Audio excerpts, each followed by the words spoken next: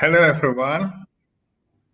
A warm welcome to join this webinar. My name is Santoso. I feel very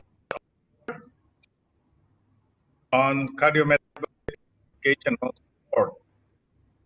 We know that despite the important role of high-intensity statins in reducing atherosclerotic cardiovascular disease events in primary as well as in secondary prevention trials, a substantial residual risk persists, particularly among high-risk patients with type 2 diabetes mellitus, metabolic syndrome, and obesity. Considerable attention is currently directed to the role of that elevated triglycerides remnants and also non-HDL cholesterol levels. They play as important mediators of residual atherosclerotic cardiovascular risk.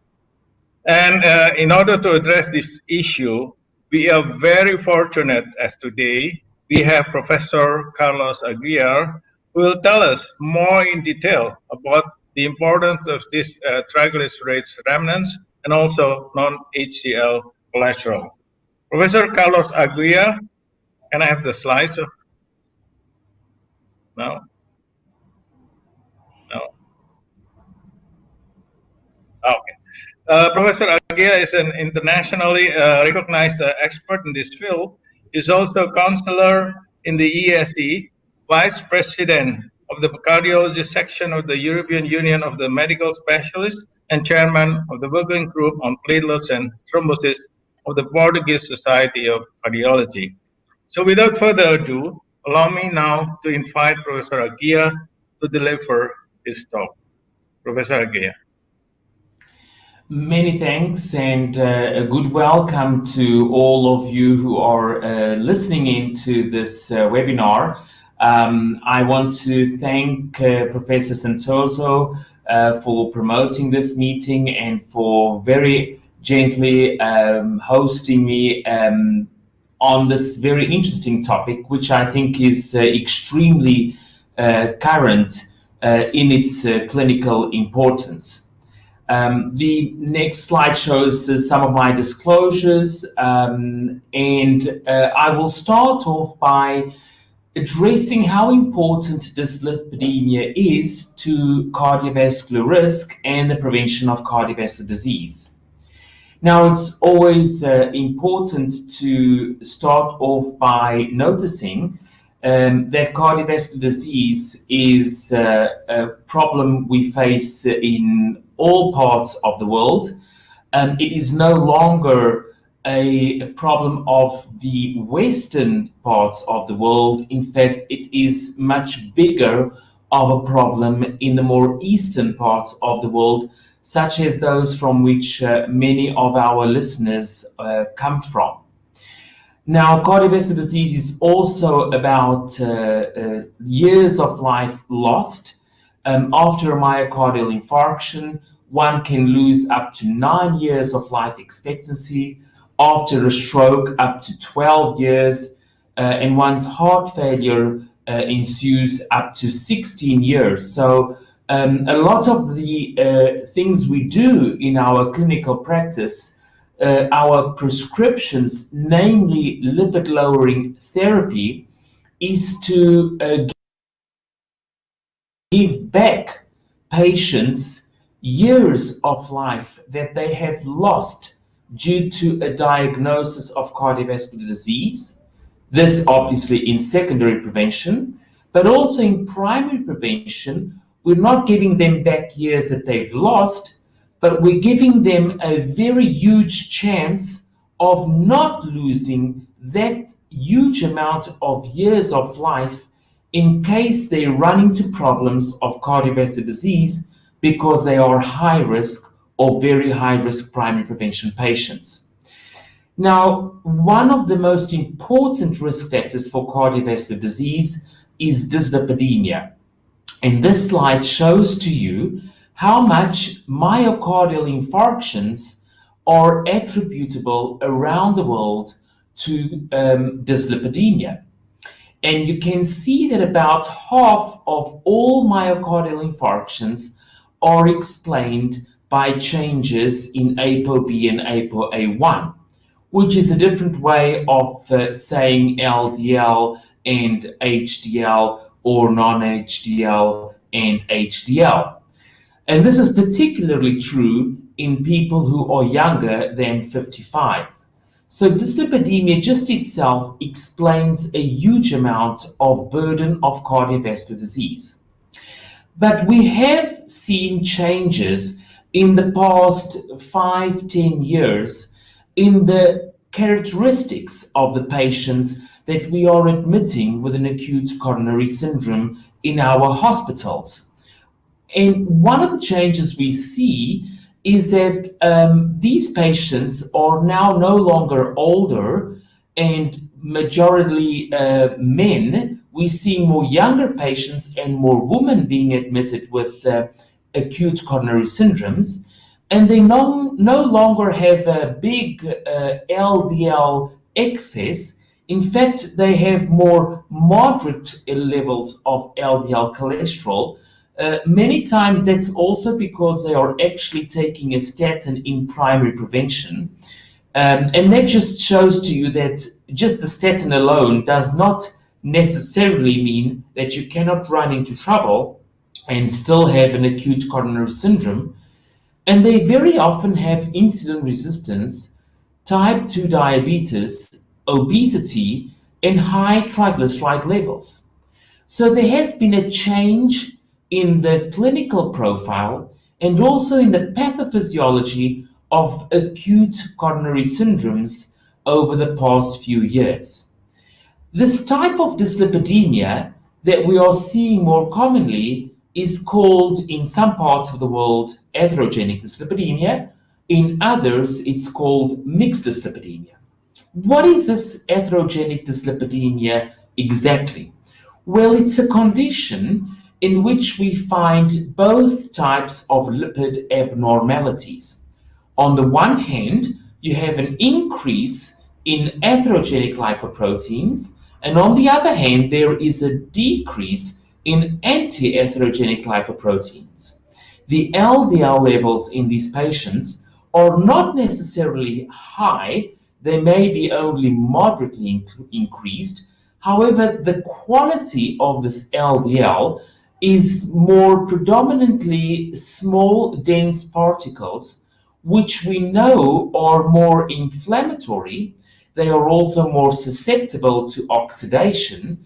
And oxidation is one of the modifications that will retain LDL within the arterial wall.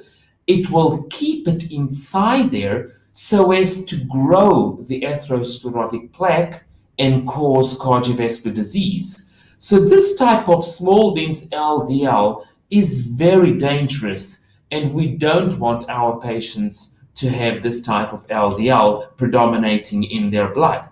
But that's the type you see in these patients with atherogenic dyslipidemia. They also have high levels of triglycerides and low levels of HDL. And I will show to you that this is all quite related to one another, all these different lipid abnormalities. Now, whenever there is something new or something that someone is calling to our attention, we always like to know how prevalent is it? Because if it's rare, we really shouldn't be that worried about it. Well, atherogenic dyslipidemia is highly prevalent, even in the current era in which we have many patients being treated with statin when they are at high or very high risk for cardiovascular disease. Evidence of this comes from numerous observational studies and also from clinical trial data. This is an example of one of those observational studies showing that it's about a third of the patients who have high or very high risk for cardiovascular disease who also have atherogenic dyslipidemia despite being on statin therapy. And the most common group of patients is those with type 2 diabetes. Now, the other thing we like to know once we're hearing about something that is being called to our attention as being particularly important, is if it's really to be concerned about. So I've shown to you that yes, it is very frequent. That's one reason we should be taking care of it and looking out for it. The other reason is shown on this slide. It is indeed dangerous. It makes a difference. So this slide shows to you the risk of coronary heart disease events, so ischemic heart disease events, based on your triglyceride levels on the horizontal axis and your HDL levels on your vertical axis. And the risk goes up 10.3 times based on the TG level and on the HDL level. In other words, two patients can have exactly the same LDL level. They can both be on statin therapy and yet have about 1,000% difference in their risk of having coronary heart disease events. That's tenfold increase in the risk. It all depends on what is the triglyceride level and what is the HDL level. So it really shows to you that you should not only be caring about LDL cholesterol, we need to look beyond LDL and to triglyceride levels, namely, and HDL. Now, more recent data show that it's not only myocardial infarctions and even strokes that are more risky in patients who have atherogenic dyslipidemia, but also peripheral arterial disease, as shown on this slide, hospitalizations for cardiovascular causes, and also total healthcare costs are higher in patients who have triglyceride levels above 1.7 millimoles. Now, let's try to understand why. So this is a common problem. It is a dangerous thing to have. It really increases your risk of cardiovascular disease, even if you have well-controlled LDL on statin therapy. But then why? For me, it's always been very important to know why. When I understand why, it's easier for me to implement the evidence in clinical practice. So here is the explanation. Now, the reason why high triglycerides and low HDL are associated with a higher risk of cardiovascular disease is very similar to the reason why insulin resistance increases everyone's risk of cardiovascular disease by at least 2 times. In these patients, there is an excess of free fatty acids available in the blood. They are more easily taken up by the liver, which will then assemble them up into particles that are called VLDL. Now, under conditions in which triglycerides are too abundant, so they are in excess of what is physiological in the blood, there is something peculiar that happens. And that is that all of us have this protein in our blood. It's called CETP. That's cholesterol ester transfer protein. It's usually sleeping as long as triglyceride levels are normal. But the moment triglyceride levels go beyond 1.7 millimoles or 150 milligrams per deciliter, then this CETP protein is suddenly woken up. And what does it start to do? Now, it starts to exchange triglycerides between the different lipoprotein particles. So it removes the excess triglycerides inside these VLDL particles that are too rich in triglycerides, that are pathologically rich in triglycerides, and moves them to LDL. In exchange, it takes some cholesterol from the LDL and gives it to the VLDL particle. Now, this causes a change in the composition of the LDL particle, which by becoming enriched in triglycerides and poorer in cholesterol become smaller and dense, and I've told you how dangerous these particles can be. Now, the same thing happens with HDL. CETP will transfer triglycerides that are too abundant in these VLDL particles to HDL, and in return give some cholesterol from the HDL to the VLDL particles. Again, this changes the composition of the HDL particle, which becomes smaller and denser, and these small dense HDL are more quickly cleared by the kidney, and so that is why patients with hypertriglyceridemia often have low HDL levels, and we see this in atherogenic dyslipidemia. The other lipoprotein particle that's undergone a change in its composition is the VLDL. It started off by being extremely rich in triglycerides, but it's lost triglycerides now, both to LDL and to HDL, and it's gained cholesterol.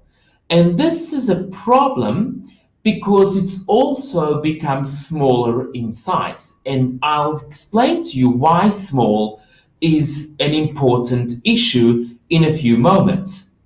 But let's go back to some of the basics of the pathophysiology of atherosclerosis. Now, atherosclerosis is about cholesterol. What I mean by this is that we don't really see triglycerides inside the atherosclerotic plaques. So that brings the question to our minds immediately, then why are triglycerides causing extra cardiovascular disease if they're not even where the cardiovascular disease comes from, which is the atherosclerotic lesion? Well, another thing we need to realize is that cholesterol is cholesterol. What I mean by this is that there is no such thing as good or bad cholesterol. It's all the same. What makes it good or bad is who is the lipoprotein particle that is transporting that cholesterol inside it. And we know that some lipoprotein particles can deliver cholesterol from the liver to peripheral tissues, and some do it the other way around. Now, the ones that can deliver cholesterol from the liver to the peripheral tissues are the particles that can cause atherosclerosis. But in order to do so, they need to be small enough to cross those gaps in the arterial wall, which represent graphically the endothelial barrier. So the size of the lipoprotein particle, the size of the bus that transports that cholesterol is critical. Now look at what happens under normal physiological conditions. This is when triglyceride levels are below 150 milligrams per deciliter or below 1.7 millimoles per liter. Under such conditions, most of the cholesterol we have in the blood is inside the LDL particles. And LDLs are always small enough to cross the endothelial barrier. And that is why the LDL is considered the most important atherogenic lipoprotein we have in our blood. There is also some cholesterol inside VLDL particles, but the VLDL particles, when triglyceride levels are normal, are big, and so they cannot cross the arterial barrier. That means that the only cholesterol that can cause cardiovascular disease, and that is by accumulating in the atherosclerotic lesion, is coming from LDL cholesterol when triglyceride levels are normal. Now, because statins are very effective at lowering cholesterol inside LDL particles, statins are all you need when triglyceride levels are normal. But now look at what happens when triglyceride levels become elevated slightly or moderately, that is in between 150 and 500 milligrams per deciliter. Now, we still see in these conditions that most of the cholesterol we have in our blood is inside the LDL particle. But beware, this is now predominantly small dense LDL, which is very dangerous. Now, we also see in these conditions, because CETP woke up, it started to transfer cholesterol from the LDLs to the VLDLs. And so the VLDL particles that have been modified by the activity of CETP, and we call these modified VLDLs remnant VLDLs, they are now richer than what would be normal in cholesterol. They've also become, as I told you a minute ago, smaller. And so because they are now small enough to cross the endothelial barrier, and they have actually even become enriched in cholesterol, we now have two problems and not only one, because we now have an additional source of cholesterol that can cause atherosclerosis. And unfortunately, statins are not effective at reducing cholesterol inside VLDLs. And so statins will not control all the cholesterol that we need to control to avoid cardiovascular disease when triglyceride levels are moderately or slightly elevated.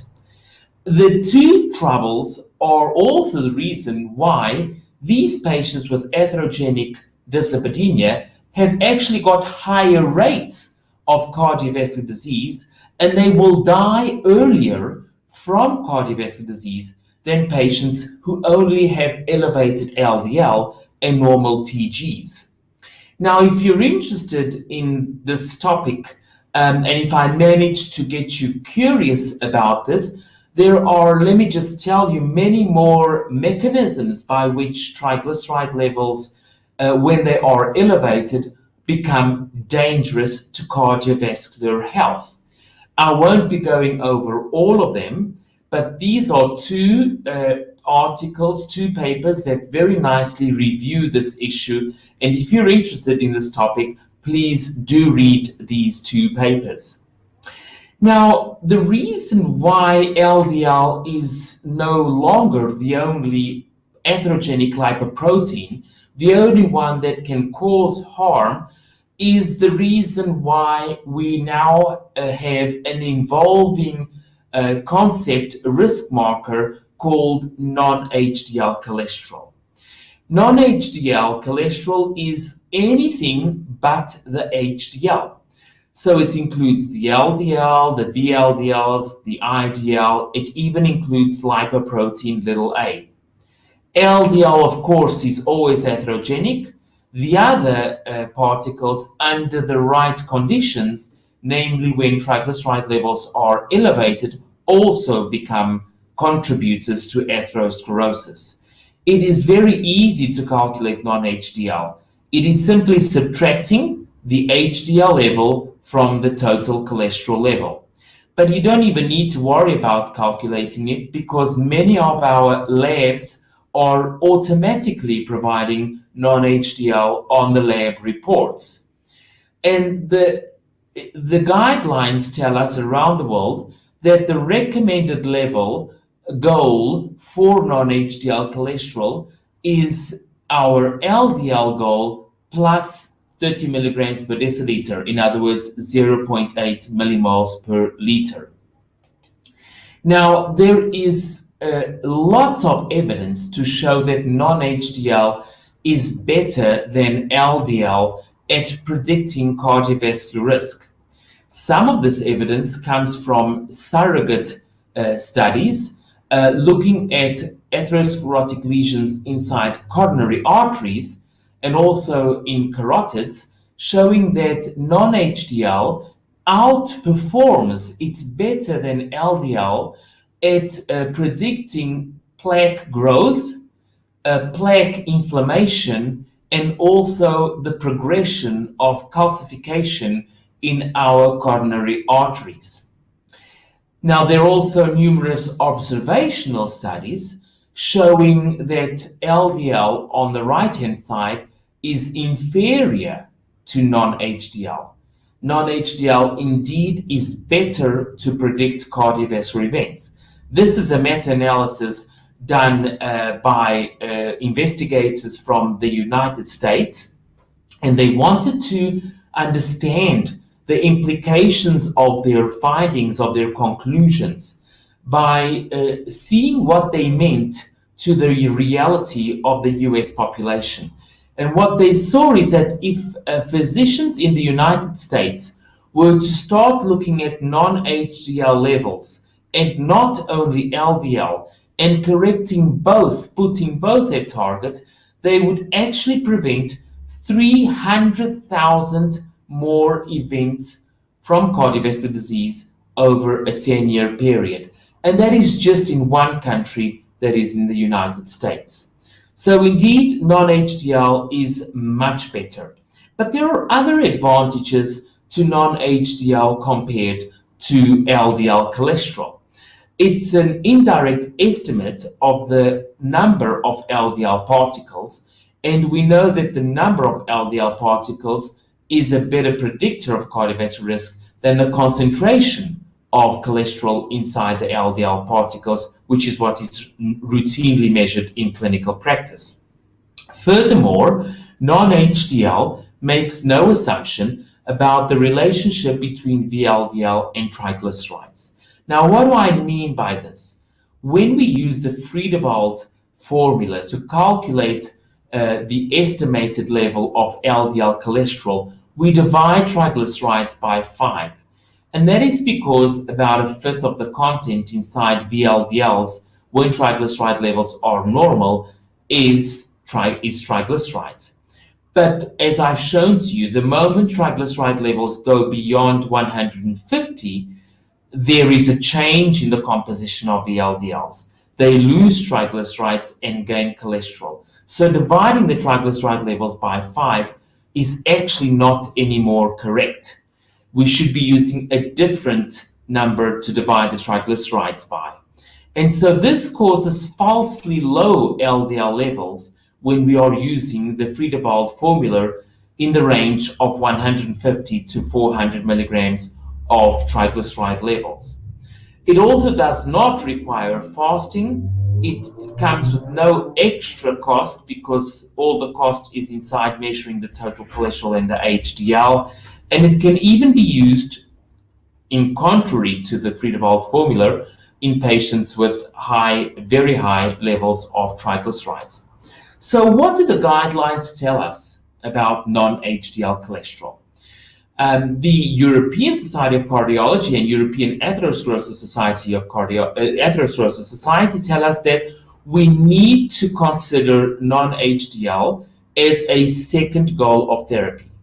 And they specifically say that it is particularly important to assess non-HDL cholesterol in those individuals who have high triglyceride levels, diabetes, or obesity. They further go on to say that atherogenic dyslipidemia is a major problem, especially in patients with type 2 diabetes, but also in patients with abdominal obesity, such as metabolic syndrome and insulin resistance or impaired glucose tolerance, and that these patients may derive clinical benefits from triglyceride lowering as an add-on to statin. Why triglyceride lowering? Because it's by lowering the triglycerides that I will put CETP, that transfer protein, back to sleep. And if it goes back to sleep, it will no longer cause a change in the composition of VLDLs, giving that additional source of cholesterol for atherosclerosis. And the only problem we will have and we need to treat is the LDL cholesterol. So that is why, to correct the risk that is excessive in atherogenic dyslipidemia, we combine triglyceride lowering therapy to statins.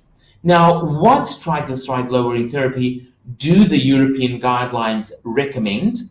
And these guidelines are used around the world, much more than just only in Europe.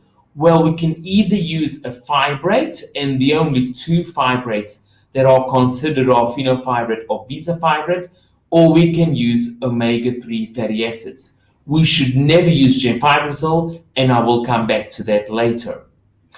A few more guidelines. This is now from the American Heart Association and updated about a year ago. What is the role of omega-3 fatty acids for improving the risk of cardiovascular disease? Well, there is a role as long as we use high doses, so up to 4 grams per day, in patients who have hypertriglyceridemia and this high risk for cardiovascular disease. And the evidence comes from the REDUCE-IT trial. They also consider that all prescription agents appear comparably effective, although head-to-head comparisons are lacking. They further go on to say that doses that we need to use in these patients are at least 2 to 4 grams a day. And this is important because lower doses might have other cardiovascular benefits, such as preventing sudden cardiac death, but not the sufficient effect to treat atherogenic dyslipidemia and therefore lower the risk of macrovascular complications. These are further guidelines that have also been updated last year from the American Association of Endocrinologists, and they consider that LDL and also non-HDL both are primary targets of therapy. So endocrinologists are asked to not only look at LDL, but also at non-HDL with equal importance. The guidelines from the United Kingdom, and these are drafted by the National Institute for Clinical Excellence in the UK, that is called NICE, also recognize non-HDL now as the primary target of therapy. They've actually taken a position since 2017 that physicians should no longer in the UK even measure LDL. They should only be measuring non-HDL. This is not my personal opinion. I do believe that there is an importance in assessing both LDL and non-HDL.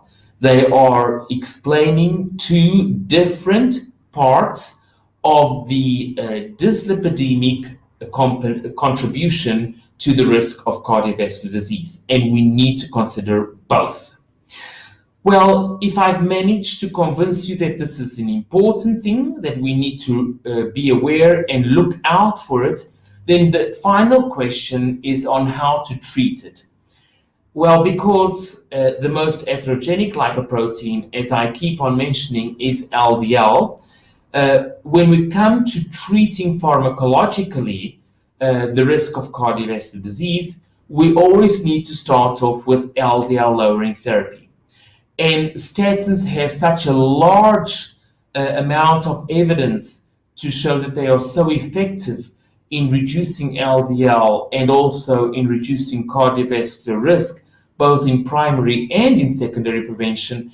And this is why statin-based therapy to lower LDL has to always be a part of the treatment of atherogenic dyslipidemia in patients who are high risk. But there have been some changes in the guidelines, and I wanted to point out some of these changes in the more recent European guidelines. They've kept the 4 risk categories, but there has been a change in who is who, and I'll point out just a couple of things. One is that diabetes now can also be a moderate risk condition. It used to only be either high or very high risk.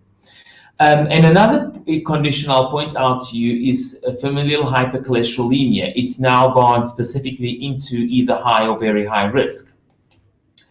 The reduction in LDL that is recommended by the European guidelines has been kept the same as in the previous guideline.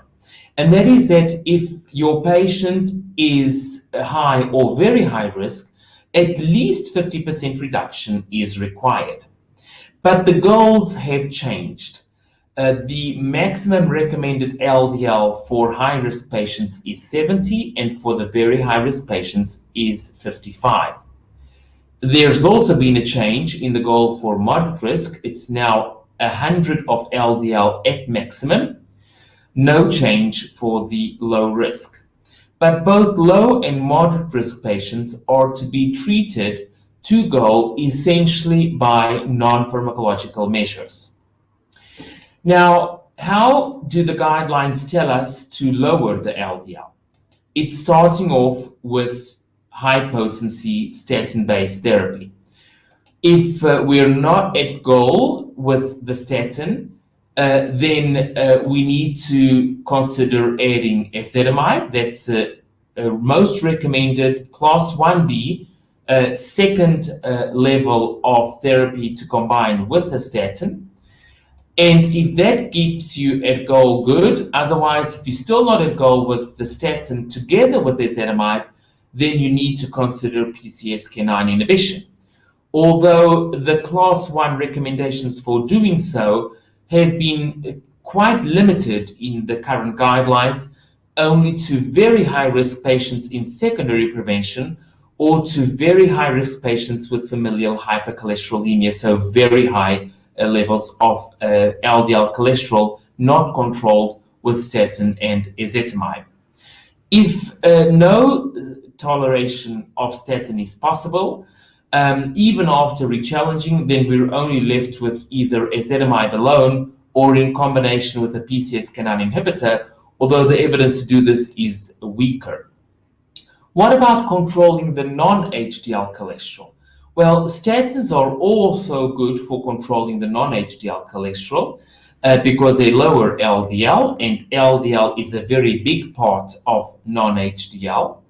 But there are many other therapies that lower non-HDL, and fibrates is one of those therapies. It's interesting to notice that when we plot the effect of these therapies on cardiovascular risk, their effect on cardiovascular risk based on the reduction, on how much they reduce non-HDL, they all line up quite nicely, showing that to lower cardiovascular risk, there's actually no reason to only think about statins alone, and all these therapies have got their individual value. In fact, fibrates actually have their point estimates above the 95% confidence interval of this line, showing that they actually even do better than what would be expected from statins if it would be a statin doing the same non-HDL cholesterol reduction. Now, to lower the triglyceride levels, which is a way to control non-HDL cholesterol, fibrates and omega-3 fatty acids are the most potent therapies if you look at the column on the right, which shows to you the effects on triglyceride lowering. The hugest triglyceride lowering is the fibrates or omega-3 fatty acids. We no longer use niacin because unfortunately it increases the risk of ischemic stroke. It has other adverse side effects that we don't want, and so it's been removed from the market in many countries. Now, when it comes to fibrates, the only fibrate that the European Medicines Agency allows us to combine with a statin is fenofibrate. And that is why we already have in several parts of the world quite a number of fixed dose combinations of fenofibrate with a statin. The evidence for using this comes from two trials, FIELD and ACORD Lipid, both of which were run only in patients with type 2 diabetes. About a third of these patients were in secondary prevention. Unfortunately, half of these patients in these trials had normal triglyceride levels. And this is the reason why overall there was not a significant reduction, statistically speaking, in the primary endpoint. Only in those patients with a high triglycerides and low HDL did we see marked reductions that were statistically significant in the primary endpoint. That comes to no surprise if we recall that once triglyceride levels are normal, the only lipoprotein particle that needs to be taken care of is LDL, and statins by themselves do that very well. But in those patients, if you see the middle bars, with atherogenic dyslipidemia, so low HDL and high triglycerides, notice that if they were treated with a statin alone, they had 70% higher risk compared to patients in the same blue bar, but on the left-hand side of the slide, which is those that were treated with the statin alone and did not have atherogenic dyslipidemia. But you could reduce this risk markedly in the atherogenic dyslipidemic patients, again in the middle, by giving combination therapy. Actually, if you do this by the way the guidelines are telling us, which is when the non-HDL cholesterol is more than 30 points above the LDL goal, then going ahead with triglyceride lowering therapy, that's when you really see a very big difference in the event rates with a number needed to treat of only 13. So a very good way of targeting who is a patient that needs triglyceride lowering therapy in combination with statins is by looking at the non-HDL. This is data showing that in these patients with atherogenic dyslipidemia, shown in the red part of the graphic, even cardiovascular disease mortality was significantly reduced. So a combination therapy with fenofibrate and a statin is saving patients' lives. And this keeps on occurring even after stopping therapy, as was shown in the extension study, which is called Accordion. I wanted to pick up on the study just with very recent data showing that total mortality is significantly reduced over the long term with combination therapy. So in these current times when we are looking at therapies that are so good at reducing mortality in patients with type 2 diabetes, and namely SGLT2 inhibitors, lots of new drugs that we know are very good for diabetes because they reduce mortality. Well, do not forget and do not miss out on the opportunity to give fenofibrate statin combination therapy when patients are eligible for this treatment. A few words on safety and tolerability. One is that you do not need to worry about combining fenofibrate with any statin because there is no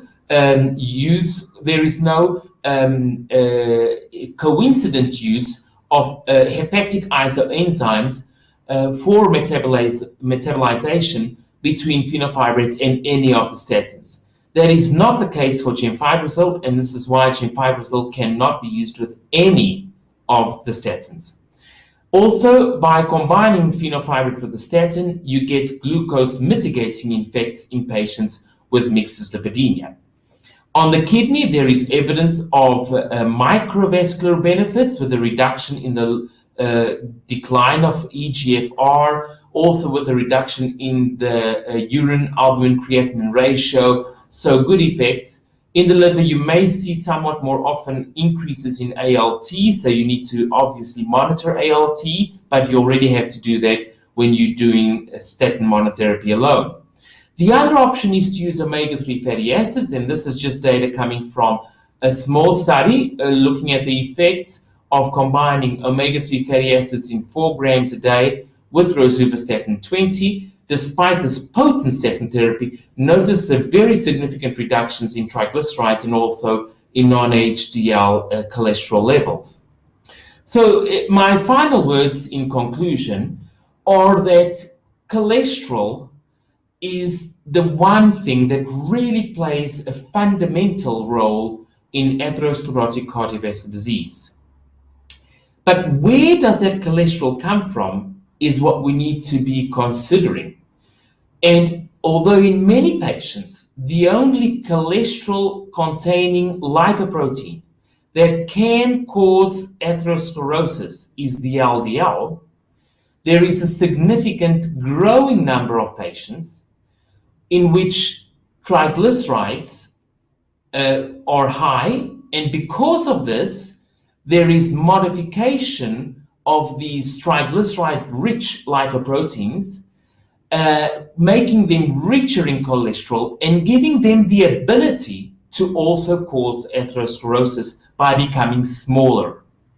This is particularly common in type 2 diabetes and metabolic syndrome. It is why we have an increasing need to look at non-HDL cholesterol in our patients. And the way to treat this is by using triglyceride lowering therapies. We start always off by using statins. They are the first line agents for lowering LDL cholesterol. And then if we are not at goal for non-HDL cholesterol, we need to add something else to the statin-based therapy, and that is doing combination therapy either with fenofibrate or with omega-3 fatty acids. Well, thank you for your kind attention. Thank you so much, Professor Agia. That was really an excellent and very illuminative lecture. We learned a lot from you.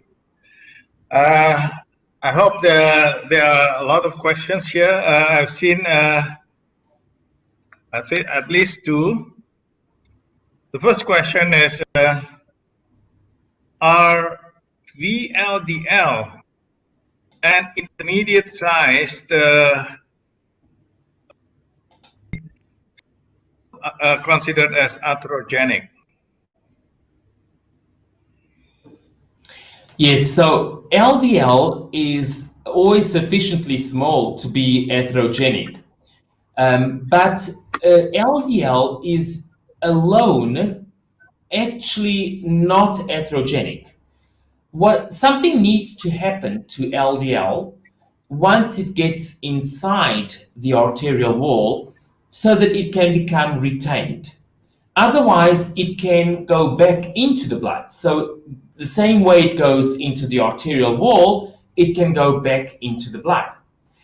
To keep the LDL particle and its contents inside the atherosclerotic lesion, inside the arterial wall causing the atherosclerotic lesion, it needs to be modified. And it can be so by many ways. One very important way is by oxidation. Now, what triglycerides do to LDL when triglycerides are too high is that they make them much more susceptible to oxidation. These high triglyceride levels, they affect the ApoB. They also link to the ApoB on this modified LDL particle, making it much more easier to be taken up by the macrophage inside the arterial wall, causing the development of foam cells. So LDL is always atherogenic, but something needs to modify it for it to really actually cause atherosclerosis. And the topic we've addressed today, the high triglyceride levels, is the way that is one of the ways in which LDL becomes much more dangerous, because it's modifying this LDL in that way that we need to cause atherosclerosis and cardiovascular disease. I think that's a very clear answer. And there is also another question. How does CETP act in the process? Are they target for treatment?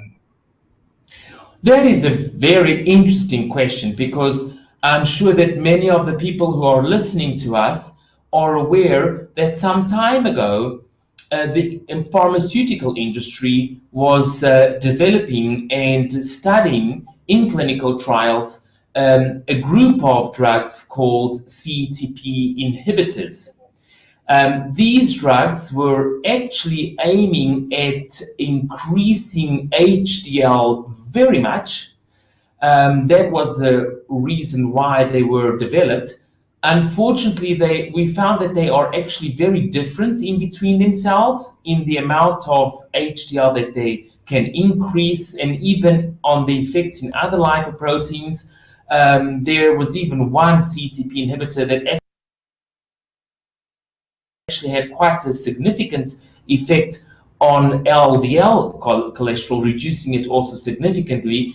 We had some adverse effects by one other one, which was increasing blood pressure, and this was obviously dangerous for cerebrovascular disease. And so ultimately, this class of drugs died.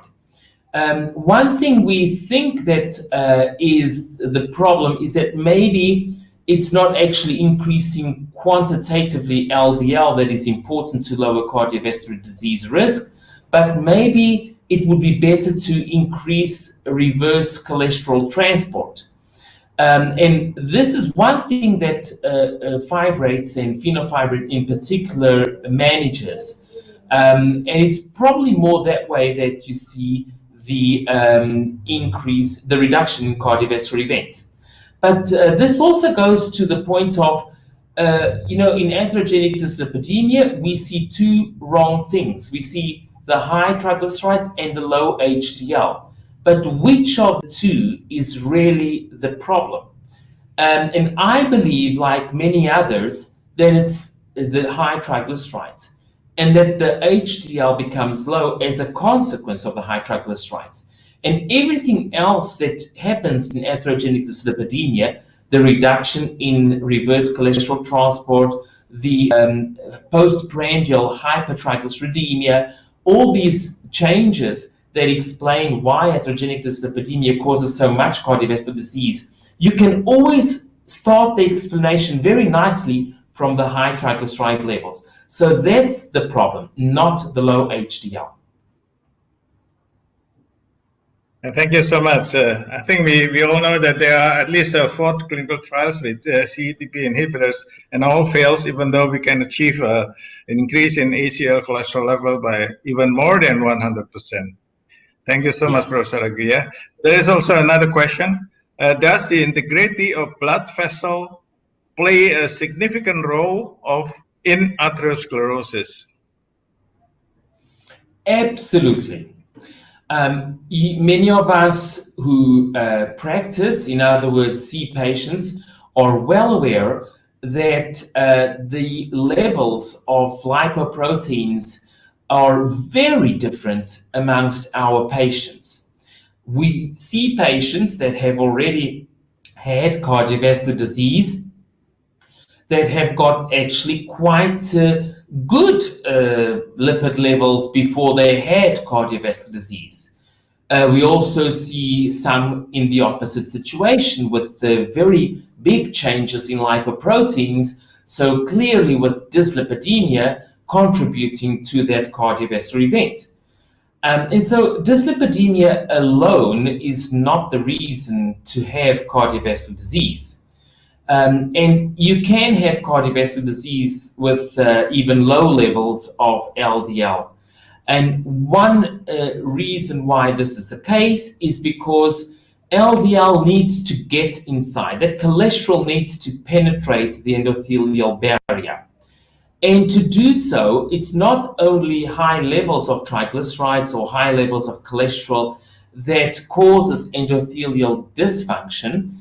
Other things like smoking, high blood pressure, high sugar levels, not exercising adequately, high body weight, all these things also cause endothelial dysfunction. So that if you have atherogenic dyslipidemia, for example, or even if you only have simply a problem with high LDL, if you do have these other risk factors, that will increase substantially your probability of actually having a complication related to your lipid levels, even if they were not so much changed before. Great answer. To go further with this question, we know that atherosclerosis has an inflammatory basis, and we also know that statin as well as fibrates also inhibit the anti-inflammatory action, and even fibrates, it has anti-inflammatory, immunomodulatory, and also antithrombotic effects. So in this line, do you think that the actions of fibrate that you mentioned may also in part due to this action? We also know the CANTOS trial using canakinumab, which is anti-inflammatory agents. By reducing the CRP level, we may also prevent atherosclerotic events.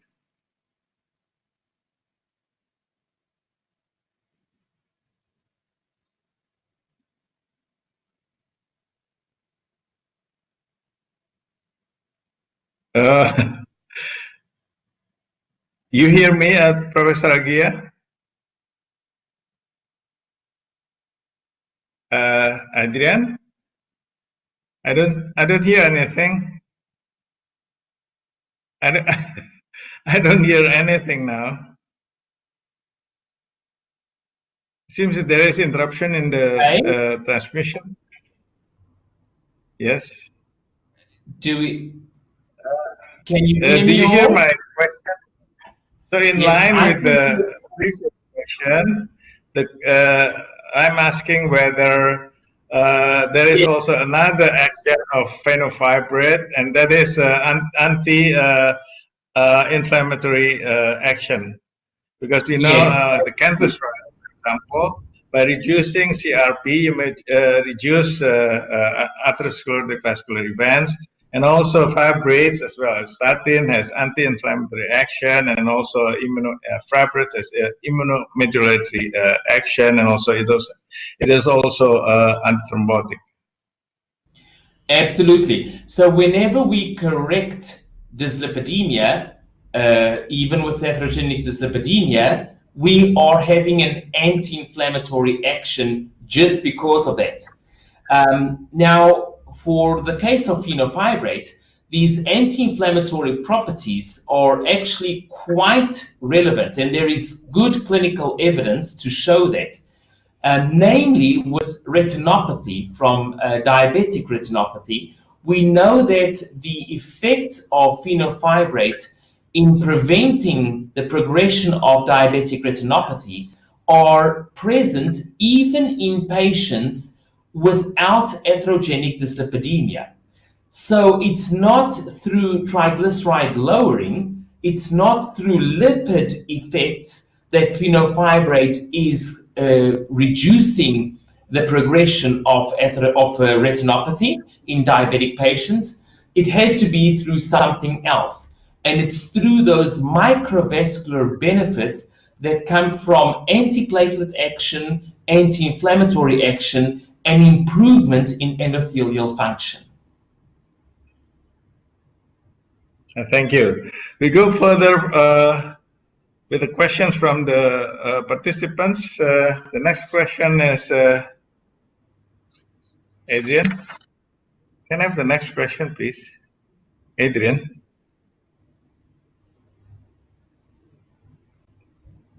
Okay. The next question is when do we start fibrate? And what is the triglyceride target?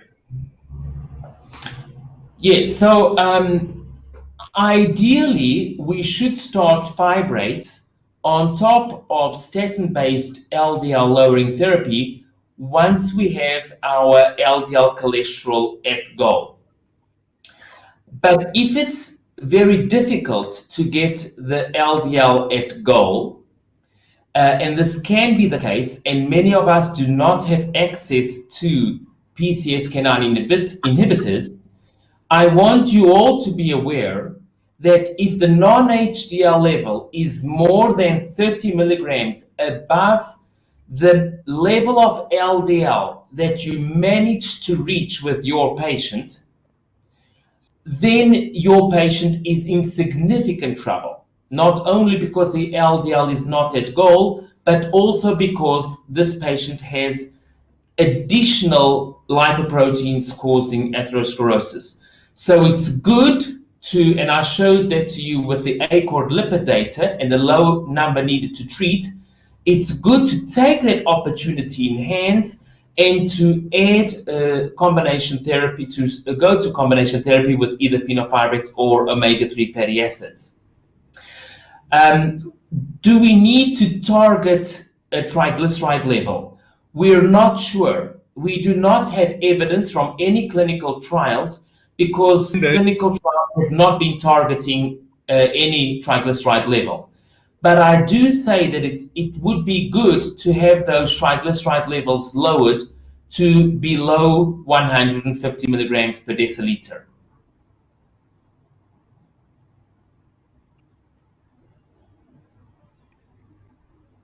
No,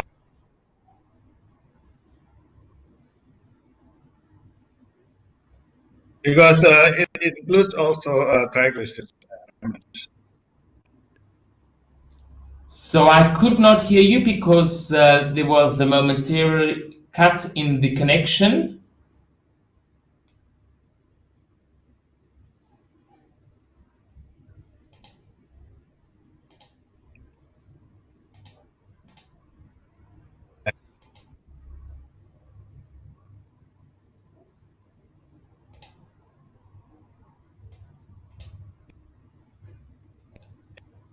I cannot hear Professor Santoso.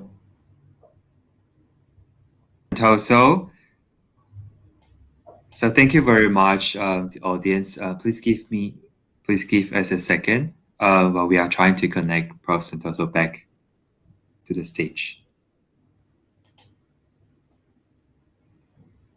Adrian?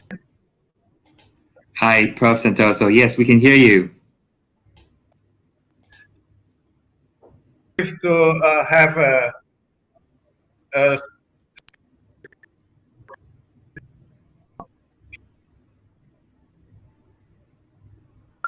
So thank you very much. I believe there's still a technical issue from Prof. Santoso's part. Prof. Santoso, can you hear us?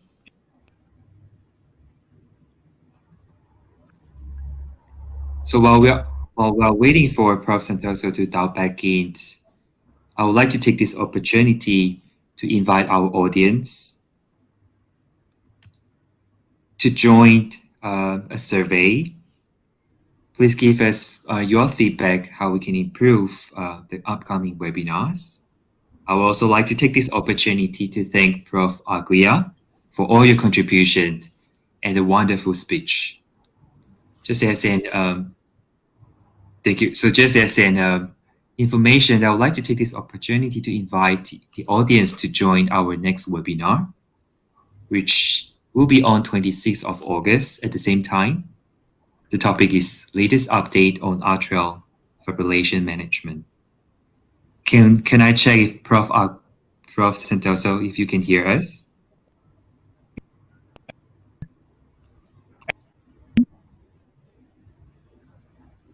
So may we invite you to give us a very brief closing remark. We have heard very nice lectures, very illuminative. We learned a lot. Lectures. We learned a lot from Professor Agi. I think now we know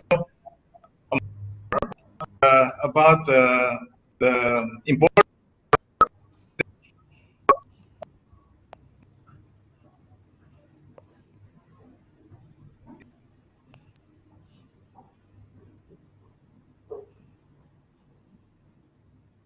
Okay, so thank you very much, Prof. Santoso.